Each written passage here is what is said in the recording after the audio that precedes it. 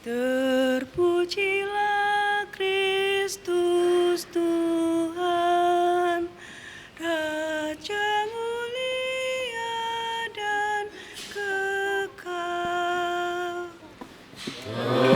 Terpujilah Kristus Tuhan, Raja mulia dan kekal.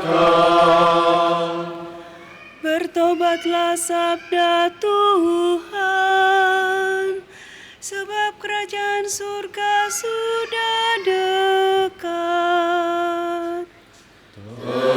Terpujilah Kristus Tuhan, Raja mulia dan kekal. Tuhan bersamamu Dan bersama rohmu. Inilah Injil suci menurut Santo Lukas. Dimuliakanlah Tuhan. Sekali peristiwa datanglah kepada Yesus beberapa orang membawa kabar tentang orang-orang Galilea yang dibunuh Pilatus, dan darahnya dicampurkan dengan darah korban yang mereka persembahkan. Yesus berkata kepada mereka, "Sangkamu orang-orang Galilea ini lebih besar dosanya daripada dosa semua orang Galilea yang lain? Karena mereka mengalami nasib demikian. Tidak, kataku.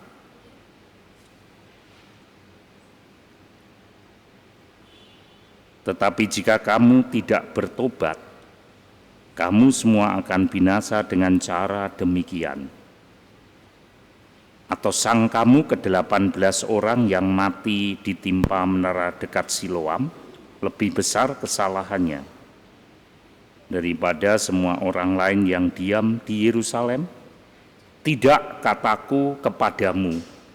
Tetapi jika kamu tidak bertobat, kamu semua akan binasa dengan cara demikian." Kemudian Yesus menyampaikan perumpamaan ini. Seorang mempunyai pohon ara yang ditanam di kebun anggurnya, dan ia datang untuk mencari buah pada pohon itu, tapi ia tidak menemukannya. Lalu ia berkata kepada pengurus kebun anggur itu, "Lihatlah, sudah 3 tahun aku datang mencari buah pada pohon ara ini, namun tidak pernah menemukannya. Tebanglah pohon ini. Untuk apa dia hidup di tanah ini dengan sia-sia?" Pengurus kebun itu menjawab, "Tuan, biarkanlah dia tumbuh selama setahun ini lagi. Aku akan mencangkul tanah sekelilingnya dan memberi pupuk kepadanya. Mungkin tahun depan ia berbuah, jika tidak, tebanglah dia." Demikianlah sabda Tuhan. Terpujilah Kristus.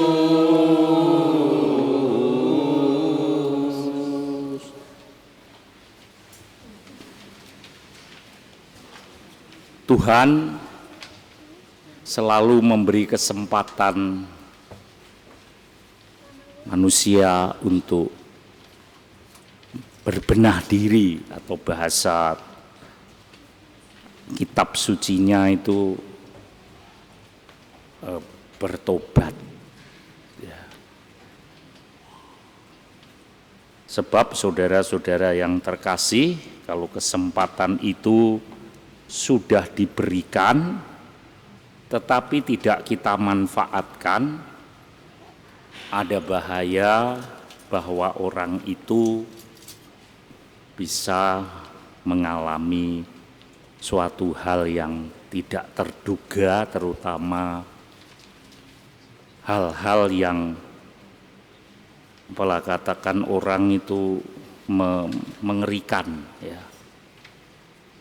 Itu bisa saja terjadi kepada setiap orang, ya. Dan selalu manusia selalu menghubungkan kesengsaraan itu pasti dengan dosa, yaitu dikaitkan dengan malapetaka. Misalnya orang kecelakaan sampai hancur tubuhnya, iku mesti dosane akeh, ngono. Ya. Selalu, kenapa? Apakah memang ada akibat antara dosa dengan hal-hal yang menimpa seseorang secara mengerikan lah ya, seperti itu ya. Apakah benar bahwa hal itu pasti berkaitan dengan dosa-dosa yang diperbuat? Ya. Kita kebingungan menentukan itu. Kita kan taunya karena hal-hal yang kita lihat, hal-hal lahiriah, atau kadang kita menyesalkan ya. Misalnya, padahal wonge wapian lho, gawene nulung lho, kok matine koyok ngono ya. Selalu dosa dikaitkan dengan hal-hal yang seperti ini ya. Lalu apa kaitannya dengan kejadian-kejadian yang ya mungkin menimpa secara mengerikan begitu ya. Sementara kita sendiri tidak bisa lepas dari dosa. Pasti ini berkaitan. Ya memang ada. Tetapi ada solusi yang diberikan ya, sebelum segala sesuatu itu terjadi atau menimpa kita. Itu penyanyi tahun berapa saya lupa, tapi yang pasti dia seorang Kristen, Edi Silitonga. Itu penyanyi tahun berapa? Pernah dengar kan? Edi Silitonga ya, pasti itu orang sana. Ada marga-marga itu mesti Batak ya, marga Silitonga, marga apalagi Simatupang ya, marga banyak lah ya. Saya seringkali buat candaan sama orang Batak ya, tapi tidak boleh tersinggung atau marah ya, namanya bercanda. Di sini ada orang Batak enggak yang hadir? Hah? Ada enggak? Ada. Bukan saya melecehkan loh, enggak, saya tahu marga itu sangat penting ya. Saya tanya sama orang-orang Batak, loh kalau di daerahnya sana itu apa ada larangan misalnya marga ini dapat ini gitu? Kalau di Jawa kan agak-agak ada ya kayak begitu. Kalau yang ningrat-ningrat itu gak untuk sing marga Sudra atau Paria gitu, itu rendahan gitu, ndak boleh dibuang. Di Bali pun sama ya. Oh ndak apa-apa Romo, nggak ada larangan ya. Yang penting tidak masuk dalam satu keluarga itu, apa namanya saya lupa. Enggak, saya bilang gitu. Ada yang ndak boleh. Boleh semua Romo, nggak ada itu tingkat tinggi apa enggak ada. Loh ada kok yang ndak boleh. Apa Romo yang kami kok baru dengar?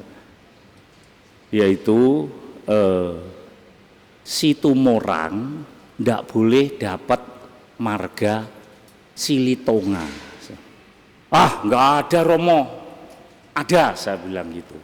Romo saya ini orang Batak asli. Ya saya nggak Batak tapi saya ngerti-ngerti aja begitu. Ya itu salah Romo.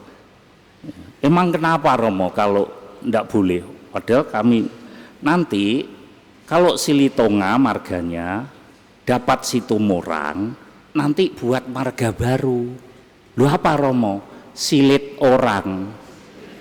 Ya kan? Silitonga sama Situmorang. Nanti jadi silit orang. Mereka ketawa malah ya. Ya itu hanya joke aja ya, lelucon begitu ya. Tapi satu hal yang saya ingat, dia pernah lagunya saya judulnya lupa, tapi kurang lebih begini. Hidupku yang sengsara penuh dengan penderitaan, oh Tuhan, tunjukkan jalan kehidupan, jauhkan cobaan. Begitu ya. Suaraku lumayan apa gak? Saya tanya dulu. Sak lumayan-lumayannya suaraku melok idol, saya pasti tereliminasi, pasti. Bagi saya itu mau tereliminasi atau enggak, yang penting bagi saya bolehlah seperti itu. Kau terpilih juara, tapi kalau kau dalam hidupmu diberi waktu Tuhan, tidak ada waktu itu selalu diberikan Tuhan. Kesempatan lah. Percuma kau juara-juara ini itu kalau dalam hidupmu tidak mau atau tidak ada pertobatan. Tidak ada gunanya. Mau penderitaan yang kau alami itu karena dosa-dosamu, alah nggak penting itu. Mau ada hubungannya, nggak ada hubungannya. Yang penting kamu ketika ku beri kesempatan, ya, itu kesempatan untuk apa? Bertobat yang sungguh-sungguh, nggak ada gunanya. Ya, karena itu bisa terjadi sewaktu-waktu, ya, bisa terjadi. Ya, kalau beda, itu sudah beda angkatan ya. Silitonga itu tahun berapa, kemudian kedepannya ada Ebit ya. Mumpung masih ada kesempatan buat kita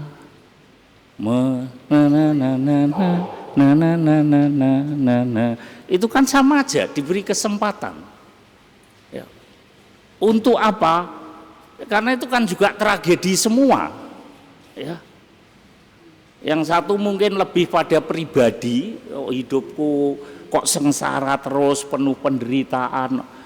Oh Tuhan, tolonglah, berikanlah rahmat-Mu. Ini rahmat apa? Ya. Dia sampai apa ya, memohon-mohon beri rahmat. Ya. Rahmat apa? Ya pastinya kalau orang berbuat dosa itu yang dimohon satu-satunya apa? Hah? Lalu dia sakit, kena tragedi itu, yang dimohon yang paling penting apa? Rahmat kesembuhan, enggak ada gunanya. Kita seringkali keliru. Kok sembuh enggak bertobat, enggak ada gunanya. Tapi kok enggak sembuh, kok ada pertobatan, sakitmu tidak akan berpengaruh apa-apa. Karena ada banyak orang salah kadang-kadang itu.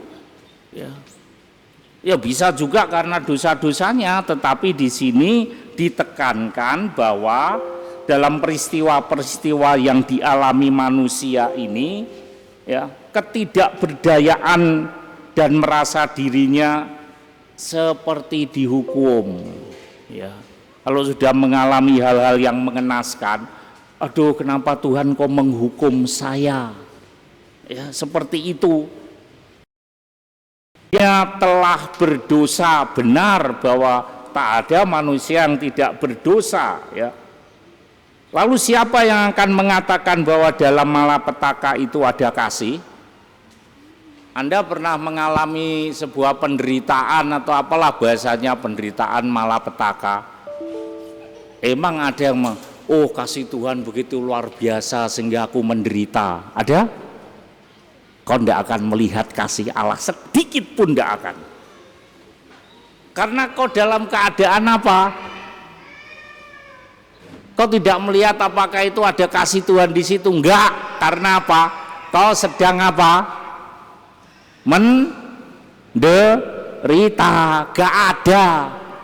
Oh, Tuhan begitu mencintai saya sehingga saya diberi penderitaan ini. Kasihnya luar biasa. Gak ada. Yang ada adalah mengumpat-ngumpat Tuhan. Atau sekurang-kurangnya protes. Kenapa hal ini aku yang mengalami Tuhan, seolah-olah dirinya itu ya lebih baik lah. Ini harusnya terjadi pada orang-orang yang nyuri uang negara, kan begitu. Ini harusnya menimpa tonggoku iku lho, ya, yang juwahate setengah mati, seolah-olah dirinya itu jauh lebih baik. Apa yang dikatakan Yesus ketika beberapa orang datang kepada dia, ya, yang satu tertimpa apa itu menara itu, ya, yang satu dibunuh oleh Pilatus. Lalu Yesus berkata apa?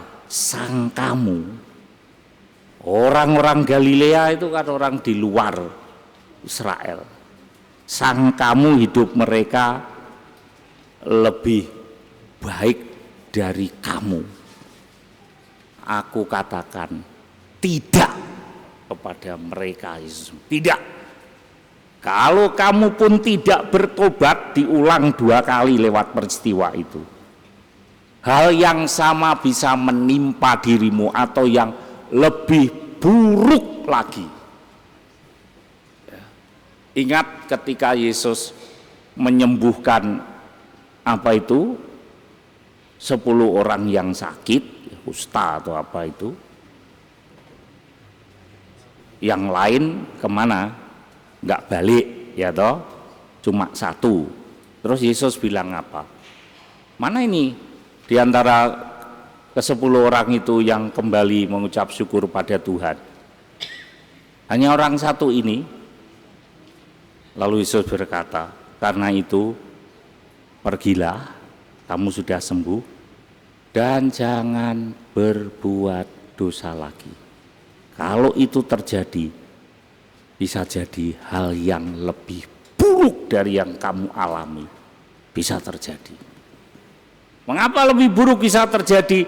Bukan karena dosanya, tapi karena tidak ada pertobatan. Orang yang disembuhkan dari penyakit yang berat, pertanyaannya, apakah dia otomatis bertobat? Pikir coba. Apakah otomatis dia bertobat? Bertobat. Tapi mek nenggone pikirane, sehari-harinya dibaleni maneh dengan asumsi ngene Tuhan nulung aku kok. Ya. Kita dengar itu pernyataan orang-orang itu, ya. Bukankah di sini ada tanda murka Tuhan ketika orang sedang mengalami hal-hal yang mengerikan? Sungguh luar biasa wahyu yang kita terima pada hari ini, memasuki pekan Prapaskah yang ketiga, ya.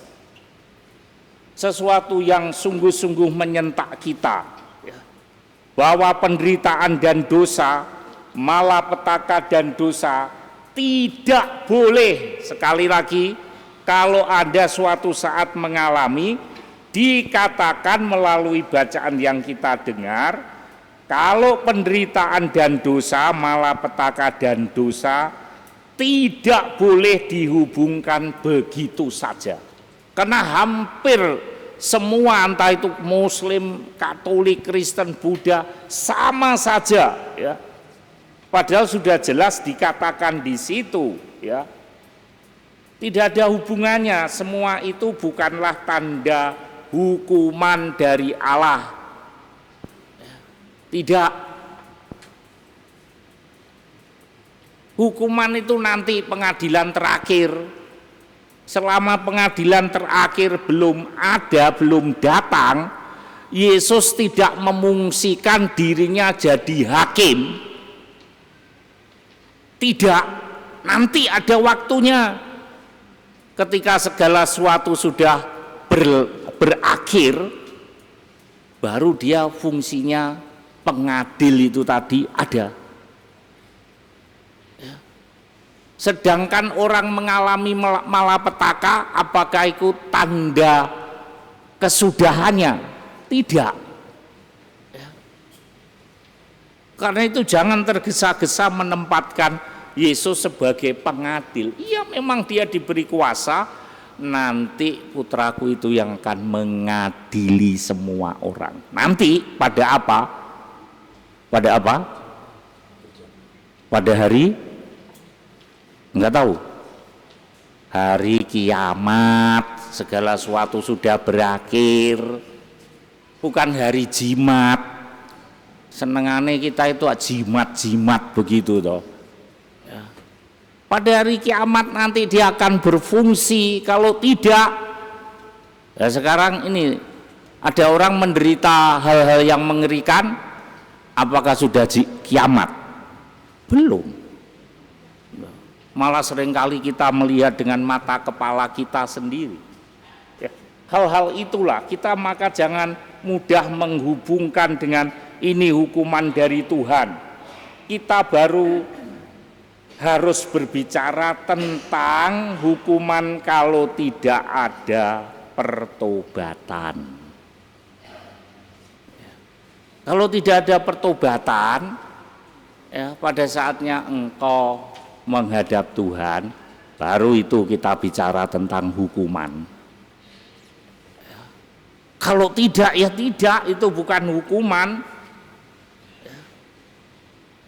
Manusia itu pada dasarnya adalah seorang yang berdosa. Karena itu, celaka yang paling besar baginya ialah kalau orang itu tidak mau bertobat. Ini celaka ini. Jangan kau anggap main-main. Istriku nggak tahu aja kok. Aku tetap melakukan ini, nggak ada yang tahu kok. Terus-teruskan saja. Ini yang paling celaka kalau kau berdosa, Tuhan sudah tahu. Dia nggak ada urusan dengan dosa kau buat dosa itu. Kalau Tuhan ada urusannya dengan apa? Kalau manusia itu bertobat, itu baru Tuhan urusi. Untuk apa mengurusi dosa-dosa itu? Tidak ada artinya. Ketika kau manusia itu bertobat, dosa akan menjauh. Kalau engkau tidak mau bertobat, dosa akan mendekat dan melekat. Dan sewaktu-waktu kematian bisa datang. Itulah hari akhir kita. Karena itu jangan menganggap ini sepele loh ya. Oh, Tuhan masih memberi waktu ya. Karena itu dia menjawab lewat perumpamaan tadi ya. Kematian dan malapetaka yang mengerikan menantikan orang itu.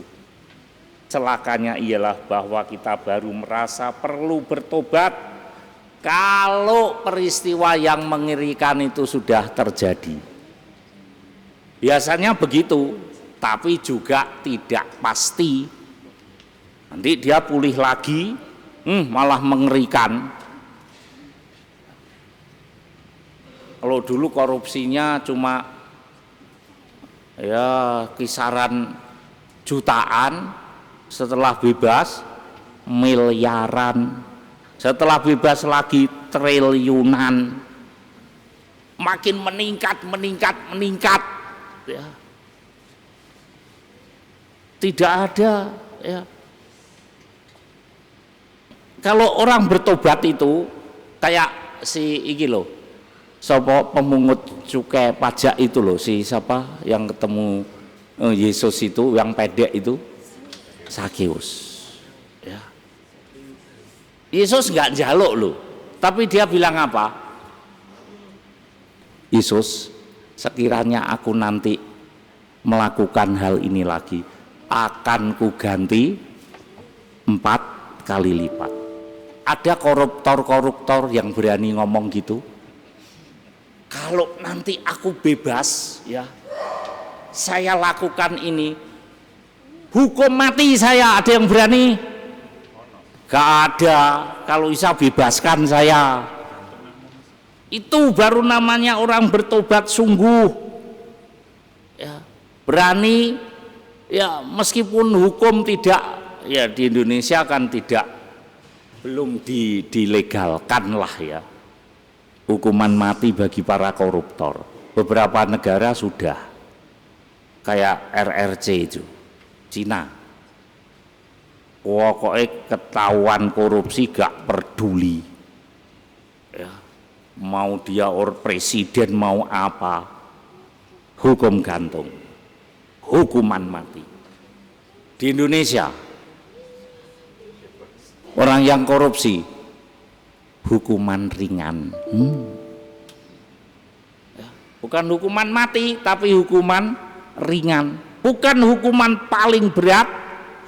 Itu cuma apa ya, kata-kata hiburan. Artinya apa? Kalau ada yang korupsi, apa itu, ngomongnya kan begini kalau orang korupsi, miskinkan dia, omongan tok ning Indonesia. Miskinkan apanya, ya, nggak ada, ya, tidak ada. Masih ingat, ya, mungkin familinya Sakeus, ada loh. Gak usah Sakeus kita hanya dengar ceritanya. Di Indonesia itu ada yang 11-12 dengan Sakeus, sama-sama akhirannya Us, Gayus, masih ingat enggak? Sama pekerjaannya, pemungut pajak, di penjara, bisa nonton tenis, nah, di Bali, nah, apa enggak enak itu? Maka makin subur itu korupsi di tempat di Indonesia, ya, karena hukumannya sangat ringan. Nah, apa efeknya? Enggak ada. Coba kalau, ya, meskipun enggak ya, mesti suatu saat harus dibuktikan. Cobalah buat gebrakan-gebrakan baru itu. Pokoknya ada orang korupsi, hukuman mati, selesai. Atau sekurang-kurangnya, ya, memang gereja tidak menganjurkan untuk hukuman mati. Yang paling tinggi adalah seumur hidup. Tapi seumur hidup nanti bisa jalan-jalan dia. Anda tahu nasibnya siapa itu? Bintang 5 Polri itu? Rembo. Itu Rembonya Indonesia itu, ya. Kemana dia sekarang? Dia dihukum mati, mengajukan banding, dihukum seumur hidup. Kemana Anda tahu sekarang? Gak tahu. Di penjara itu dia tempatnya kayak residivis begitu, gak ada tahu, ya. Bahkan tempatnya tanda petik mewah, ya. Siang dia kelihatan di situ, malam kemana? Oh. Dia pulang ke rumahnya, ada yang tahu? Nggak ada tahu, ya. Itulah saudara-saudara yang kita lihat dalam hidup sehari-hari, ya. Pertobatan itu kerap merupakan suatu misteri, ya. Janganlah kita memaksa orang lain atau memberi batas waktu kepadanya untuk bertobat. Memang kita membutuhkan supaya orang tahu kalau ada buah-buah pertobatan. Jangan sedikit-sedikit proses. Makane talele, ya, wis talandang bertobat, proses Bu, sesuk ijek begitu lagi, proses,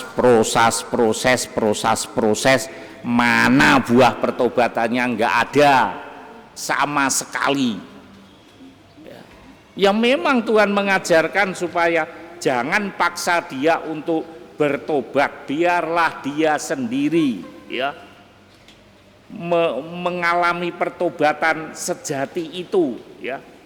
Karena itu kita harus berani mengambil resiko untuk memberi kesempatan kepada orang lain bertobat. Jangan terus kita hakimi. Berilah kesempatan. Bahkan Yesus berkata apa? Kalau ada saudaranya berbuat berbuat dosa diulang-ulang setiap kali, saya harus mengampuni berapa kali? Kata Yesus, 70 kali 7 kali. Mana tahan, pastor? Ya memang ada dua resikonya, mana tahan sama tahan mana, kan gitu. Orang bertobat itu kan hanya begitu, tahan mana sama mana tahan, gitu aja. Maksudnya yang terluka karena ulah yang dia buat ya, tahan mana tinggal seperti itu ya. Karena itu saudara-saudara ya, ini bisa sangat menyakitkan dan membawa banyak hal yang tidak enak. Akan tetapi hari ini Tuhan meminta kita untuk berani mengambil resiko tersebut demi keselamatan jiwa. Secara materi atau perasaan tentu korbannya sangat menyakitkan.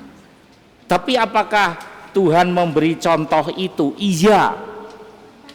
Untuk memberi kesempatan orang untuk mengalami pertobatan sejati itu, Yesus melakukannya.